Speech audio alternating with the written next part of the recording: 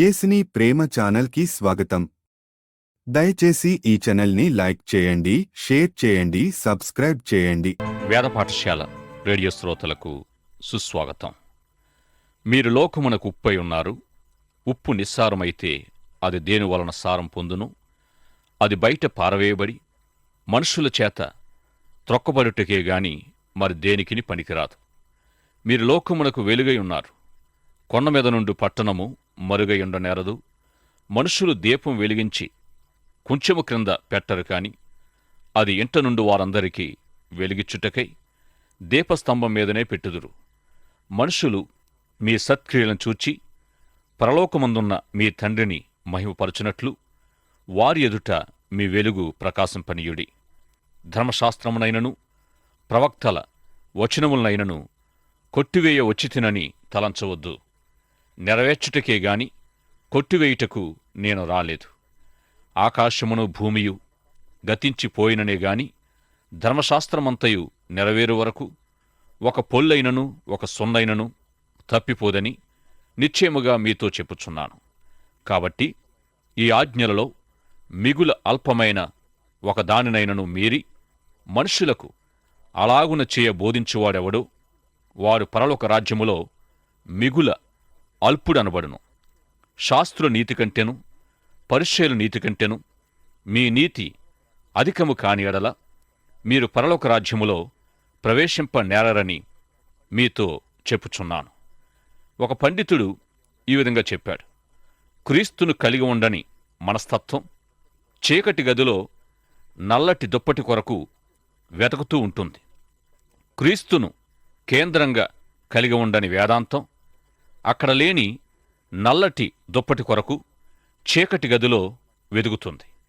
దేవుని ఉనికిని నమ్మని సిద్ధాంతం తాను వెదుగుతున్న నల్లటి దుప్పటి కనబడకపోయినా దొరికింది అని అరుస్తుంది.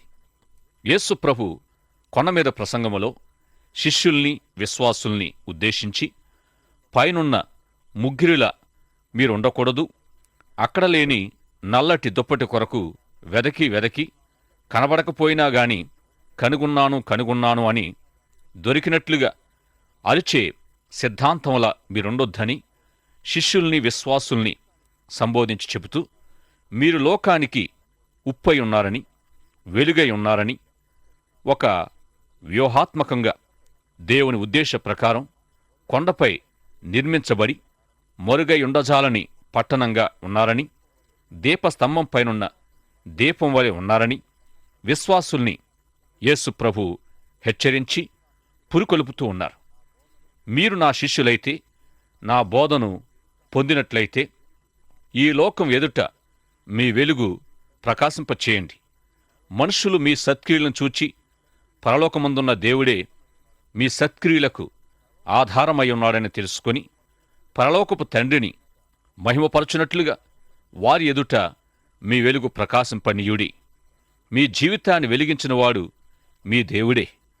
తమ్మును తమ జీవితాలను వెలిగించిన దేవుణ్ణి విశ్వాసులు ఈ లోకానికి చూపించాలి.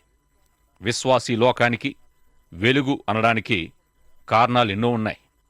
మొట్టమొదటిగా నేను లోకమునకు వెలుగై ఉన్నాను అని చెప్పిన యేసు ప్రభుతో సంబంధం కలిగి ఉన్న కారణంగా విశ్వాసి కూడా ఈ లోకానికి వెలుగై ఉంటాడు. నేటి విశ్వాసులమైన మనము యేసు ప్రభుతో సంబంధం కలిగి ఉంటూ లోకానికి దేవుని వెలుగు ప్రసరింపచేయాలి. దేవుని చేత బోధించబడుతూ తమ్మును స్వతంత్రులను చేసే దేవుని వాక్యములో నిలిచి ఉంటూ ఇతరులను దేవుని వాక్య వెలుగులోనికి నడిపించడమే లోకానికి వెలుగై ఉండడం అయి ఉంది. మత్తయి సువార్త 5వ అధ్యాయం 17వ వచనం నుండి 20వ వచనం వరకు వెలుగై ఉండడం అనే దానికి మరో కారణం రాయబడి ఉంది. అదేమంటే దేవుని వాక్యం పట్ల గల సరైన అవగాహన విశ్వాసి వెలుగై ఉండడానికి ఒక ముఖ్య కారణంగా ఉంది. కొండ దిగువన ఉన్న సమస్యలకు తన శిష్యులు తన జవాబుల్లో తన పరిష్కారాల్లో భాగమై ఉండాలని కొండ దిగువకు వారి దృష్టిని యేసు ప్రభువారు మళ్లించారు. కొండ దిగువన ఉన్నవారిని వారి సమస్యలను మీరు చూస్తున్నారా అని ప్రభు శిష్యుల్ని ప్రశ్నిస్తూ వచ్చారు. ఇక వారి సమస్యలకు గల కారణాల్లో ఒకటి ఏమిటంటే, వారు కాపరిలేని గొర్రెల్లాగా చెదరి ఉండడం అయ్యుంది. వారికేమీ తెలియదు, వారికి వెలుగులేదు. గనుకన వారికి లేఖనాన్ని, అందలి సత్యాన్ని, వెలుగును వారి జీవితాలకు సరైన విధంగా అన్వయింపచేయాలి.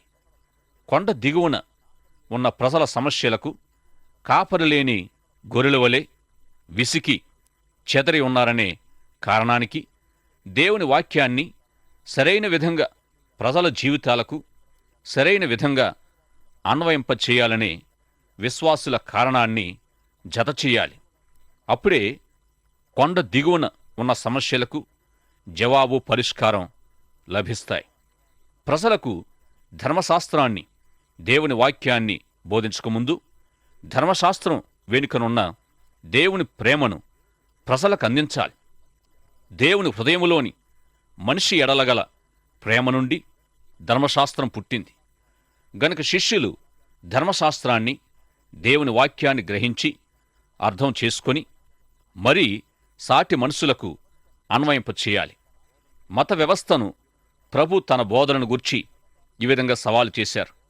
ధర్మశాస్త్రము, ప్రవక్తలు బోధించిన వాటిలో నుండి ఒక పొల్లైనా ఒక సున్నైనా తప్పిపోదని, ధర్మశాస్త్రాన్ని తన బోధలు వ్యతిరేకించలేదని ప్రభు వారికి తెలియజేస్తూ వచ్చారు. ధర్మశాస్త్ర లేఖనాలను తన బోధలు అంగీకరించి ఏకీభవిస్తున్నాయని ప్రభు తెలియజేశారు. ధర్మశాస్త్రం మరియు ప్రవక్తలు చెప్పే విషయాలతో తన బోధలు ఏకీభవిస్తున్నాయనే సత్యాన్ని మీరు కూడా కనుగొంటారని ప్రభు తన శిష్యులకు తెలియజేశారు. అయితే తన బోధలు మత నాయకులైన శాస్త్రులు, పరిసయ్యులు, ధర్మశాస్త్రోపదేశకుల జీవన విధానముతో ఏకీభవించడం లేదని, ప్రభు బోధలకు వారు అనుకూలంగా స్పందించారనే విషయాన్ని కూడా శిష్యులకు తెలియజేశారు. తన శిష్యులు ఎట్టి నీతిని కలిగి ఉండాలి అనే విషయాన్ని కూడా 17వ వచనం నుండి 20వ వచనం వరకు ప్రభు తెలియజేస్తూ, మత వ్యవస్థ మనుష్యుల నీతి వేషధారణతో కూడినది, మీరైతే శాస్త్రులు, పరిసయ్యులకు మించినట్టి నీతిని కలిగి ఉండాలని, మత వ్యవస్థ వలె బాహ్య సంబంధమైన నీతినిగాక అంతరంగ సంబంధమైన నీతిని కలిగి ఉండాలని ప్రభు తెలియజేశారు. మత వ్యవస్థ నీతి బాహ్య సంబంధమైనది, ఎంతసేపు పైకి కనిపించేదయ్యుంది, మనుషుల ఎదుట కనపరచబడేదయ్యుంది, మనుషుల నుండి లాభం కొరకు, మనుషులకు భక్తిగా, ఉదారంగా కనిపించడం కొరకు చేసేదయ్యుంది. అయితే క్రీస్తు శిష్యుల భక్తి మనుషుల కొరకు కాక దేవునికే చేయాలి. లేఖనానుసారమైన దైవనీతిని, ప్రభు బోధించిన నీతిని వారు అర్థం చేసుకోలేదు. గనుక వారి నీతి సాంప్రదాయబద్ధమైన స్వంత నీతి అని ప్రభు వెల్లడించారు. కొండమీద ప్రసంగం యొక్క 6 భాగాల్లోనూ పూర్వము నుండి చెప్పబడుతున్న విషయాలను అనుసరించి మీతో చెప్పబడిన మాటను విన్నారు గదా, అయితే నేను మీతో చెప్పుచున్నదేమనగా అనంటూ అంతవరకు చెప్పబడిన విషయాలను తనదైన దేవుని నీతిని అనుసరించి ప్రభు సవరిస్తూ వచ్చారు. ఈ విధంగా ప్రభు మత వ్యవస్థ యొక్క సాంప్రదాయక నియమ నిబంధనలను వ్యతిరేకిస్తూ వచ్చారు.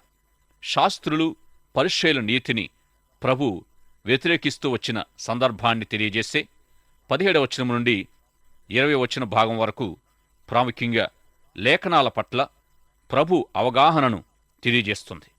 లేఖనాలను మనం తీసుకునే విధానం ఎంతో ప్రాముఖ్యమైనది. లేఖనం పట్ల మన అవగాహన వాక్యానుసారమైనది కానట్లయితే దేవుని ఉద్దేశాల్ని మనం తెలుసుకోవాలని, దేవుడు కోరే విషయాల్ని మనం తెలుసుకోలేం. 17వ వచనం నుండి 20 వచనాల భాగాన్ని యేసుక్రీస్తు యొక్క లేఖన అవగాహన విధానమని పిలవచ్చు. యేసు ప్రభు లేఖనాన్ని బోధించకముందు లేఖనములోని దేవుని ప్రేమను ఇతరులకు అందించారు. దేవుని ప్రేమను తెలియచేయకుండా మతనాయకులు నియమ నిబంధనలను ప్రజలపై మోపారు. ప్రభువుకు, మత వ్యవస్థకు మధ్యనున్న తేడా ఇదే. ఇదే విషయాన్ని పౌలు అక్షరాన్ని ఉపయోగించి అక్షర నియమం, ఆత్మ నియమం అనే అంశాలుగా ప్రస్తావించాడు. ఆత్మ నియమం ఈ విధంగా ప్రశ్నిస్తుంది. ఆయా వాక్య భాగాల్ని రచించినప్పుడు ఆ వాక్యం పట్ల దేవుని ఉద్దేశం ఏమయుంది, సదరు లేఖన బోధ యొక్క ఉద్దేశం ఏమయుంది. ఆత్మ నియమం గుండా ఆత్మ నియమం అనే సూత్రం ప్రకారం లేఖనాన్ని మీరు ఎప్పుడైనా సమీపించారా? మనిషి శ్రేయస్సు నిమిత్తం, మనిషి క్షేమాభివృద్ధి కొరకై లేఖనం వ్రాయబడింది. లేఖనములోని ఆత్మ నియమం జీవాన్నిచ్చే నియమమని తెలుసుకున్నారా? మోషే మరియు ప్రవక్తలు లేఖనాన్ని ప్రభు బోధించినట్టే బోధించారు. మోషే ద్వారా, ప్రవక్తల ద్వారా ఇవ్వబడిన లేఖనాన్ని వారు సాంప్రదాయకం చేసేశారు. లేఖనాన్ని, ధర్మశాస్త్రాన్ని వ్రాసింది ప్రభువే. ఎందుకంటే ఆయన మానవ రూపి అయిన దేవుడు. లేఖనం దైవాత్మ ప్రేరణగా అనుగ్రహించబడింది. ప్రభువే లేఖనానికి గ్రంథకర్త అయి ఉన్నాడు. మత వ్యవస్థ నాయకులు లేఖనాన్ని అక్షరార్థంగా బోధించారు. నియమ నిబంధనలను ప్రజలపైకి విసిరేశారు. వారు ఆత్మ నియమాన్ని విస్మరించారు. లేఖన ఉద్దేశాల్ని, లేఖన సూత్రాల్ని త్రోసిపుచ్చారు. యూదులు బబులోనుకు కొనుపోబడి 70 సంవత్సరాలు చెరలో ఉండి పారసీక రాజ్యం బబులోనును జయించిన తర్వాత యూదులు తిరిగి మాధ్య పారసీక రాజ్యాల వశమయ్యారు. మలాకి ప్రవక్త పరిచర్య కాలంలో నెహెమియా, ఎజ్రా, ఎస్తేరు, మలాకి, హగ్గయి మరియు జకరియా మొదలైన వారితో కూడి స్వదేశానికి వచ్చారు. ఆ కాలంలోని యూదులు అరామిక్ భాష నేర్చుకున్నారు. తర్వాత 400 సంవత్సరాలు నిశ్శబ్దంగా గడిచింది. అప్పుడు దేవుడు మనిషిగా యేసుక్రీస్తును పేరున లోకరక్షకుడిగా జన్మించాడు. ప్రభు పరిచర్య కాలానికే యూదులు హెబ్రీ భాష మర్చిపోయారు. ధర్మశాస్త్ర గ్రంథము సమాజ మందిరాల్లోనే ఉంచబడుతూ వచ్చింది. యాజకుల మాటల ద్వారానే వారు వాక్యాన్ని వింటూ ఉండేవారు. ధర్మశాస్త్ర గ్రంథం సమాజ మందిరాల్లోనే ఉంచబడుతూ ఉండేది. శాస్త్రులు బోధించినప్పుడు శాస్త్రుల బోధ అన్నట్టు వినేవారు. పరిసయ్యులు బోధించినప్పుడు అది పరిసయ్యుల బోధ అన్నట్టు వినేవారు. ఎవరో కొద్దిమంది విద్యావంతులు, గొప్పవారు మాత్రమే ధర్మశాస్త్రం చదవగలిగి ఉండేవారు. ఇక మిగిలిన ప్రజలంతా శాస్త్రులు, పరిసయ్యుల దయపైనే ఆధారపడి ఉండేవారు. దేవుడు చెప్పేది ఇదే అని వారేం చెప్పినా ప్రజలు విని తీరవలసిందే. గనుక ప్రభు తన లేఖన ప్రబోధం ద్వారా గొప్ప విప్లవాన్ని తీసుకొచ్చారు. మత్తయి సువార్త 5వ అధ్యాయం 21వ వచనం నుండి మనం చదువుకుందాం. నరహత్య చేయవద్దు, నరహత్య చేయువాడు విమర్శకు లోనగునని పూర్వీకులతో చెప్పబడిన మాట మీరు విన్నారు గదా. నేను మీతో చెప్పినదేమనగా, తన సహోదరుని మీద కోపపడు ప్రతివాడు విమర్శకు లోనగును. తన సహోదరుని చూచి వ్యర్థుడా అని చెప్పువాడు మహాసభకు లోనగును. ద్రోహి అని చెప్పువాడు నరకాగ్నికి లోనగును. కావున నీవు బలిపీఠము నొద్ద అర్పణము అర్పించుచుండగా నీమీద నీ సహోదరునికి విరోధమేదైనను కలదని అక్కడ నీకు జ్ఞాపకం వచ్చినేడలా, అక్కడ బలిపీఠం ఎదుటనే నీ అర్పణం విడిచిపెట్టి మొదట వెళ్ళి నీ సహోదరునితో సమాధానపడుము. అటు తర్వాత వచ్చి నీ అర్పణము అర్పింపుము.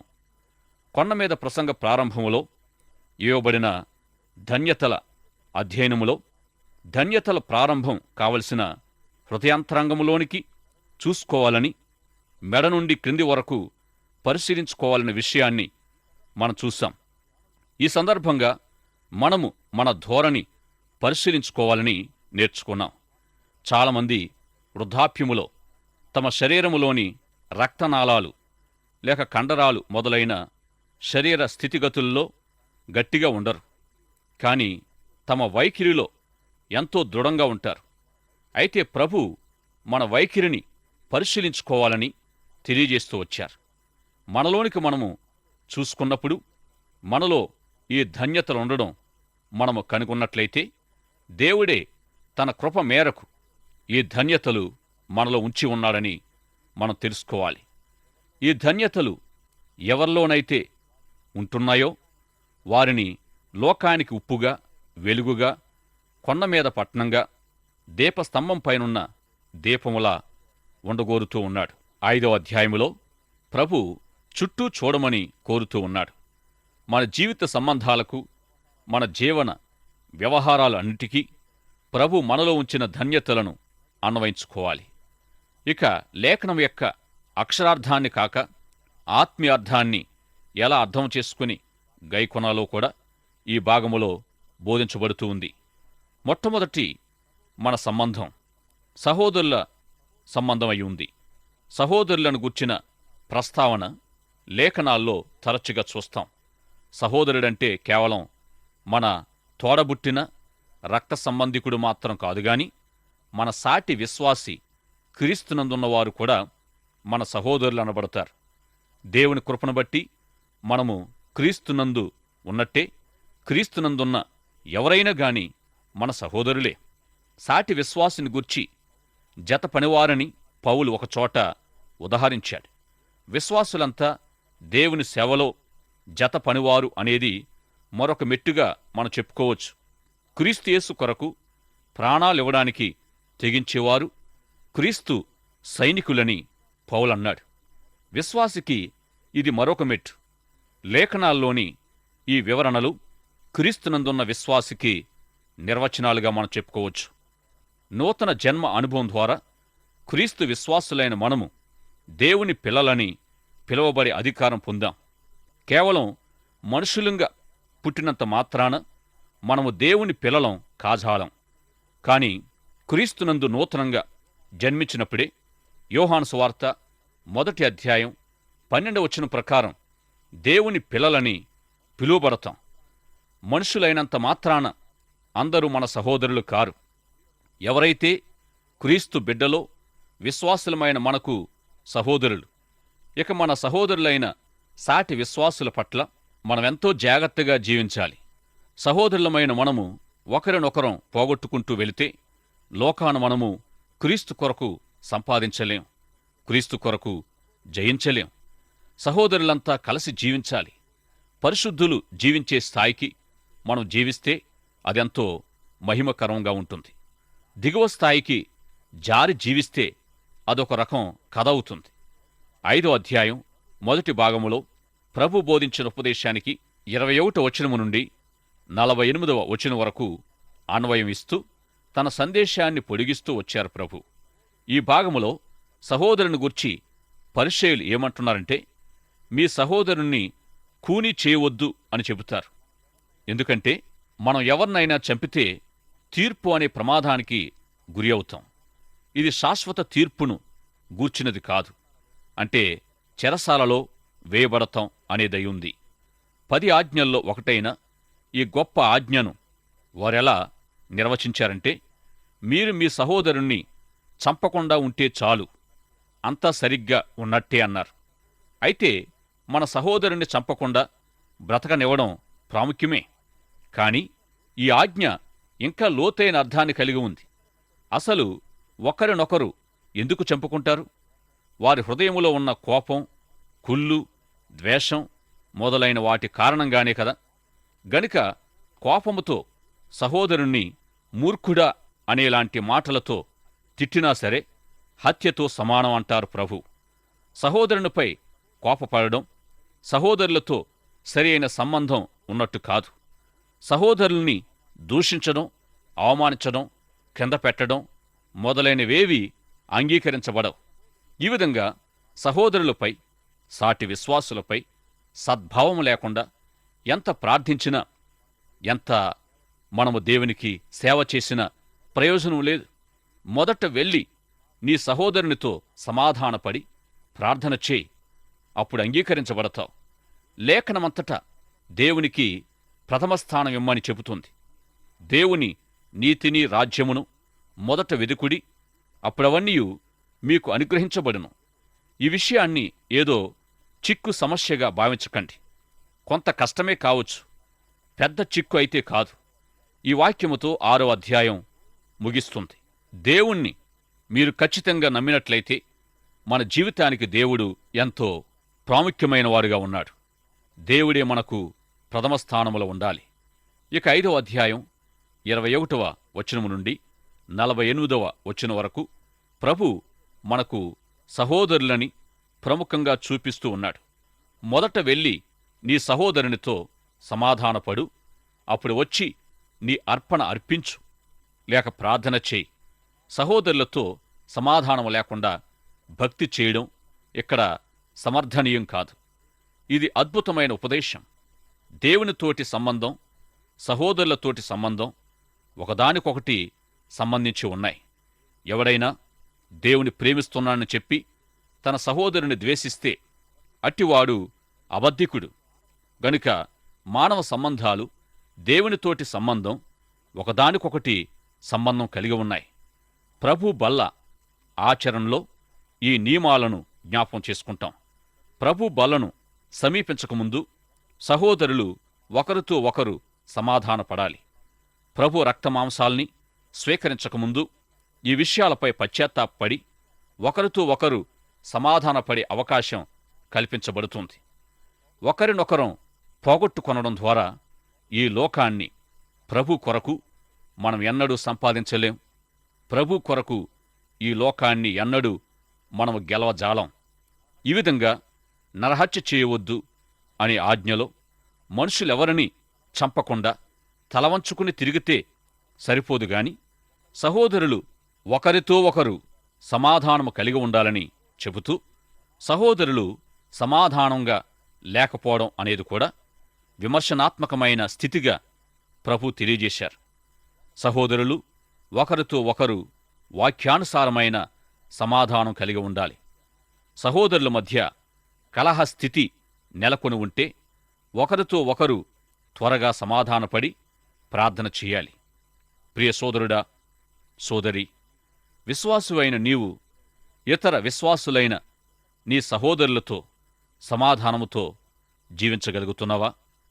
లేక కోపముతో, కక్షతో, ద్వేషముతో, కుళ్ళుతో జీవిస్తున్నావేమో ఒక్కసారి ఆలోచించుకునమని ప్రేమపూర్వకంగా మిమ్మల్ని కోరుతూ ఉన్నాను.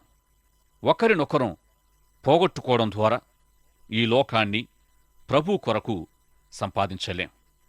ఈ లోకాన్ని దేవుని కొరకు గెలవలేం. గనుక ఒకరినొకరం క్షమించుకుంటూ, ప్రేమించుకుంటూ, దేవుని ప్రేమచేత ఇతరులను సంపాదించుకుంటూ ప్రభు రాజ్యస్థాపన విస్తరణలో మీ వంతు కర్తవ్యాన్ని నమ్మకంగా నెరవేర్చవలసిందిగా ప్రేమతో మీకు మనవి చేస్తూ ఉన్నాను. తలవంచండి, ప్రార్థన చేసుకుందాం. ప్రేమ కలిగిన మా ప్రియ పరలోకపు తండ్రి, ఇంతవరకు మీ వాక్యము ద్వారా మా ప్రియ శ్రోతలను దర్శించి మాట్లాడినందుకు స్తోత్రాలు చెల్లిస్తున్నాం. సహోదరులమైన మేము ఒకరినొకరు ప్రేమించుకుంటూ, ఒకరినొకరు మన్నించుకుంటూ, సమాధానము కలిగి అట్టి సమాధానములో మేము వర్ధిల్లడానికి, జీవించడానికి, ఈ లోకానికి మీరిచ్చిన సమాధాన సువార్తను ప్రకటించి అనేకులను మీ ప్రియకుమారైన యేసుక్రీస్తు ద్వారా దేవునితో సమాధానపరచడానికి అటువంటి ఉన్నతమైన కృపను మా ప్రియ శ్రోతలకు దయచేయమని యేసు నామములో ప్రార్థిస్తున్నాం పరమ తండ్రి. ఆమేన్. దయచేసి ఈ ఛానల్ని లైక్ చేయండి, షేర్ చేయండి, సబ్స్క్రైబ్ చేయండి.